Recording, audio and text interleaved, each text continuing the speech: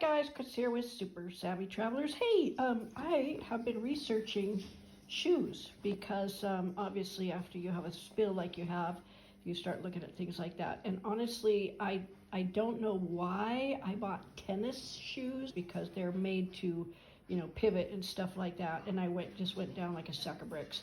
Anyway, I found these shoes. These are Saguaro, and they're called barefoot shoes. And look, they look like little feet.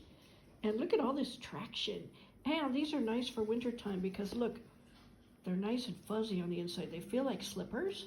And I'm going to wear them today for the first time, but I think I can recommend these because it actually feels a little bit grippy and sticky. So I think if you're running around Italy on cobblestones, on white stone, on anything that's going to be slippery, especially when it gets wet, these might be a good thing to get. So I'm going to try them and I will report back, but I'm pretty happy so far.